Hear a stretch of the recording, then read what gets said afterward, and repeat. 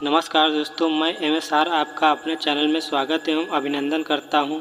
दोस्तों, हर इंसान के जीवन में कुछ न कुछ दुख, तकलीफ़ और चिंताएं रहती हैं। दोस्तों, आज हम भगवान श्री कृष्ण की एक सच्चे भक्त की कहानी बताने जा रहे हैं, जो आपके जीवन से सारी दुख, तकलीफ़, चिंताओं को दूर कर देगी। दोस्तों, एक व्यापारी था जो अपने व्यापार को लेकर काफ़ी चिंता किया करता था। दोस्तों, वह सोचता रहता था कि उसका व्यापार आगे कैसे बढ़ेगा और उसका व्यापार उसका लड़का संभाल पाएगा या नहीं। दोस्तों, उस व्यापारी के एक ही लड़का था जो अपने पापा से काफ़ी बार कह चुका था कि पापा, मुझे व्यापार संभालने का एक मौका दीजिए, मैं व्यापार संभालने के योग्य हो चुका हूँ। लेकिन उस व्यापारी ने अपने लड़के को एक भी मौका नहीं दिया। दोस्तों, एक दिन उस व्यापारी को दिल का दौरा पड़ जाता है। इसके चलते उसे अस्पताल में भर्ती किया जाता है। यह खबर जैसे ही उसके लड़के को पता चलती है, उसका लड़का दौड़कर अस्पताल जाता है और देखता है कि उसके पापा अब एडमिट हैं और उससे डॉक्टर ने बताया कि अब उसके पापा पहले से थोड़ा ठीक हैं, वह धीरे धीरे रिकवर हो जाएंगे। दोस्तों, फिर उस व्यापारी के लड़के ने अपने एक दोस्त को फ़ोन करके वहाँ पर बुला लिया और उसका दोस्त थोड़ी देर में वहाँ पर आ जाता है और पूछता है कि भाई क्या हुआ।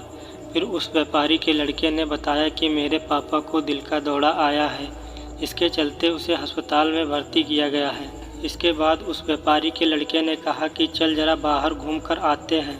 बहुत देर हो गई। इधर वो दोनों फिर अस्पताल से बाहर आते हैं और दोनों जब अस्पताल से बाहर निकल रहे थे तब उन्हें एक आइसक्रीम वाला दिखाई दिया।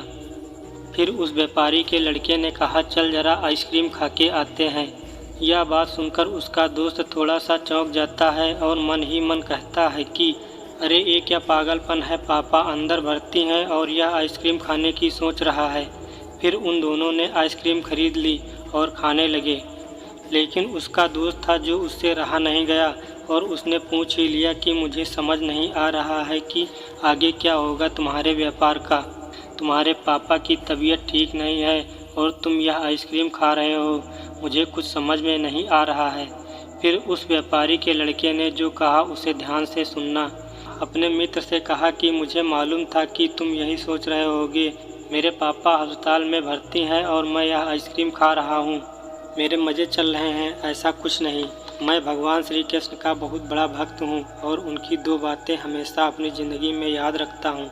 पहली बात जो हम सबको पता है कि कर्म करना है और फल की चिंता नहीं करनी है, इसीलिए जो होगा वो देखा जाएगा। मैं सिर्फ अपने कर्म पर दृढ़ निश्चित से कार्य करता हूँ।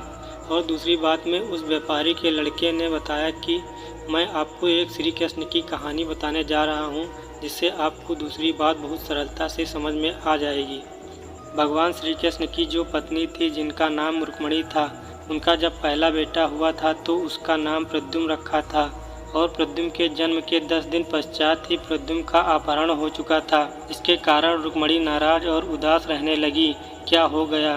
भगवान श्री कृष्ण रुक्मिणी जी से कहते कि चिंता मत करो, क्योंकि प्रद्युम्न जहाँ पर है वहाँ पर ठीक है।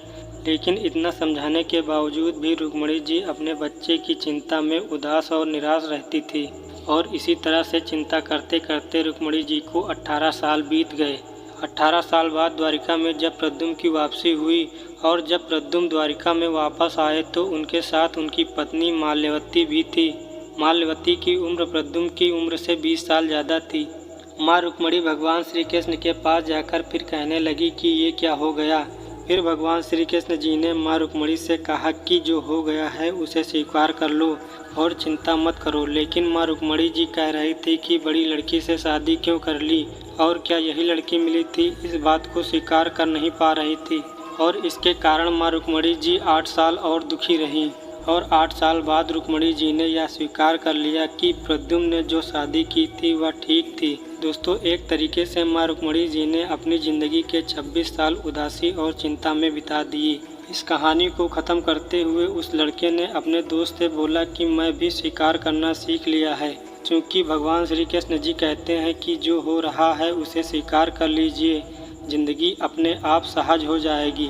मैं आपके साथ यही शेयर करना चाहता था कि हमारी ज़िंदगी में जो भी घट रहा है उसे स्वीकार कर लेना चाहिए अगर हमने नहीं स्वीकार किया तो माँ रुक्मणी की तरह हम भी सालों तक उदास और निराश रहेंगे।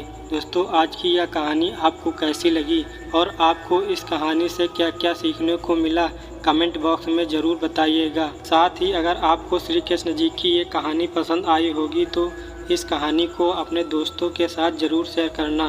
दोस्तों, अभी तक हमारे चैनल को सब्सक्राइब नहीं किया है तो प्लीज़ हमारे चैनल को सब्सक्राइब कर दीजिए